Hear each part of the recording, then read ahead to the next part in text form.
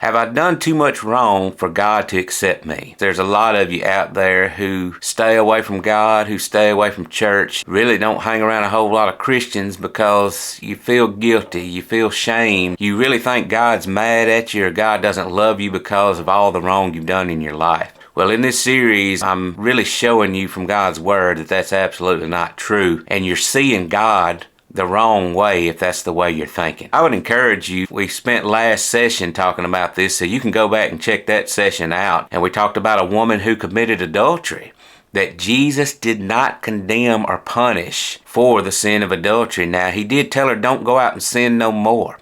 And that's the thing about sin, is God doesn't want you to sin. God calls sin sin because he knows it will hurt you. He knows it will destroy your life, and that's what he's trying to keep you from. He's a loving father. Think of it this way. If you have a child, or if you have a grandchild, or maybe a little brother or sister, it's smoother to ride, all those little tricycles and big wheels and bikes, skateboards. It's smoother and you can go faster out there on the pavement, on the road, versus through the grass or on a gravel driveway or something like that. But what's the reason you would tell that child not to go play in the street? It's not because you don't want them to have fun.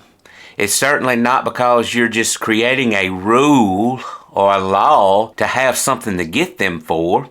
It's simply because you love them. And you as an adult understand the consequences that child may not understand. A car could run over you playing out there in that street, and that's what you're trying to keep them from. So you make that law or you make that rule out of love for that child. That's the same thing with God. He's a loving father. He's looking out for your best. And so if he calls it sin, if he doesn't want you to do it, he's trying to keep you from trouble. He's trying to give you an abundant life where you experience him, and that's what he wants. So I want to go to another true story from the Bible to answer this question again in this session, and it's found in Luke chapter 15, verse 11. Then he said, this is Jesus talking about these people, a certain man had 2 sons, and the younger of them said to his father, Father, give me the portion of goods that falls to me. So he divided to them his livelihood. And not many days after, the younger son gathered it all together, journeyed to a far country, and there wasted his possessions with prodigal living. First thing I want to point out is just really how bad this child is right here, this younger son. For him to demand his portion of his inheritance while his father is still living is so disrespectful. It's the same thing as saying, Father, you're nothing to me. You're as good as dead to me. Just give me mine right now and I'm leaving. So this was a very disrespectful act back in this day and time. It still would be today, but especially back in that day and time, of dishonoring his father and devaluing the relationship. And did you know that according to the Old Covenant law, that a rebellious child should be stoned? That was written in the law. First of all, the father would bring him to some of the other fathers in their town. They would pass judgment on it to see if it would be corrected. And then if it's not, that child would be stoned. So they were living under some harsh times when it came to the law and punishments and judgments that were attached to the law. I just wanted to point that out for you to see how serious this was and how wrong, you could say, this younger child is. So let's keep reading. But when he had spent all, there arose a severe famine in the land and began to be in want. Then he went and joined himself to a citizen of that country, and he sent him into the fields to feed swine. And he would gladly have filled his stomach with the pods that the swine ate, and no one gave him anything. So you can see what sin will do for you.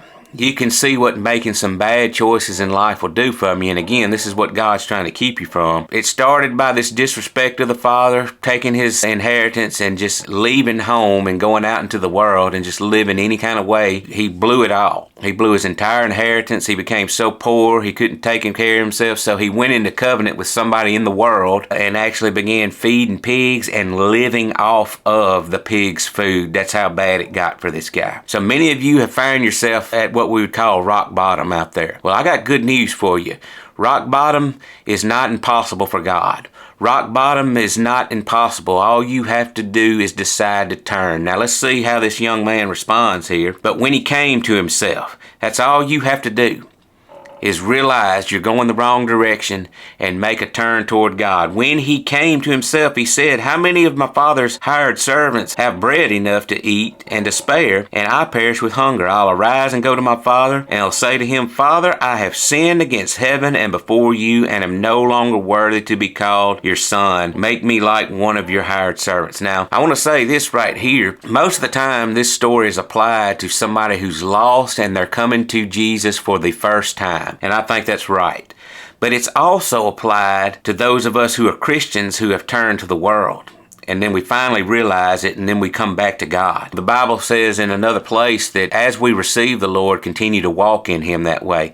We're saved by grace through faith, and we continue to walk and live our relationship with God by grace through faith. You don't change. You keep functioning, you keep relating to God the same way that you came to him the very first time. So that's why this applies to you too. So pay attention here. He arose and came to his father, but when he was still a great way off, his father saw him and had compassion and ran and fell on his neck and kissed him. And the son said to him, Father, I have sinned against heaven and in your sight, and am no longer worthy to be called your son. But the father said to his servants, Bring the best robe, put it on him, put a ring on his hand, and sandals on his feet. And bring the fatted calf here, and kill it, and let us eat and be merry. For this son was dead and is alive again. He was lost and is found, and they began to be merry. Whatever it is that you're going through, no matter how deep, how far and how long you've been running in the opposite direction of God, if you just realize it, if you just recognize it and decide to make a turn to God. Look at how this son approached his father. In his mind, he said, it would be better for me to just go back to my father, even if I have to go back as a servant and not a son. So in his mind, he's not even seeing the father correctly. Maybe you're not seeing the Father correctly today. Maybe you're just thinking, well, if he'll just bless me a little bit, if he'll just accept me even as a servant and not love me like a son. And so this is the plan, this is the mindset that this younger son has, is I'll go back to him, but I'll go back to him as a servant because I'm not worthy. Again, you can go back to some of the previous sessions we talked about how to approach God and how you should approach God boldly because he's full of grace and mercy. He is the Father of mercies. How many of you turn and come to God, but you do it timidly? You do it like a coward. You do it full of shame and guilt and condemnation. That's the way you're approaching him, not worthy. You know, unfortunately, many of us, when we begin to pray to God, we spend most of our prayer putting ourselves down and feeling so unworthy that we really don't think we can approach God. And that's not the way he's looking at you. That's not the way he sees you. So how did the Father respond?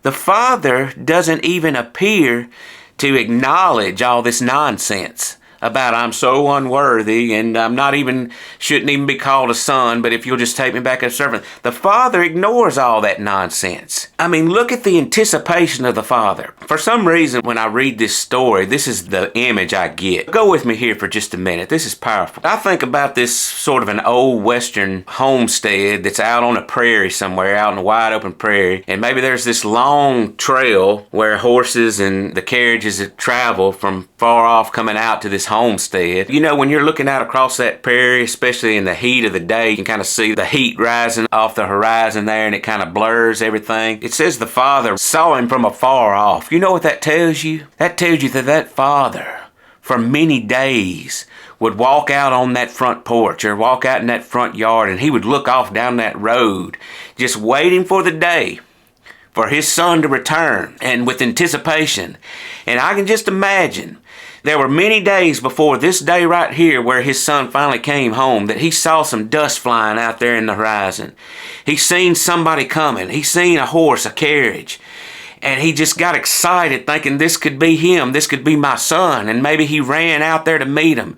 And then it was the mailman or the milkman or just some friends or family coming to visit. And I can imagine a letdown thinking that that's not him.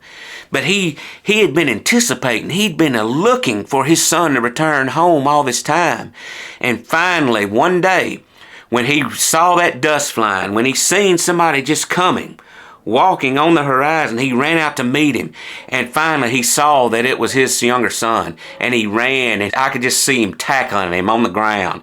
Just think about this son who'd been keeping the pigs and eating their food. He was probably so dirty and so stinky, but his father didn't care. He just hugged him and kissed him. Well, let me tell you what. The moment you make a decision to turn back to God, the moment you decide to turn to God the first time, this is the way He'll receive you. He's looking for you. He's waiting with anticipation on you just to come back home, for you to come to Him. So I'm telling you, no matter what it is that you've done, no matter what sins you've gotten yourself caught up in or involved in, or habits or addictions, no matter how long you've been running, if you'll decide, if you'll recognize and you'll turn to God today, this is the way He receives you, with open arms. He's ready to wrap His arms around you, to hug you, to kiss you, and I can promise you all of heaven will be throwing a party, a celebration on you coming home. So this is your God. He loves you. He's waiting for you, so come to Him today.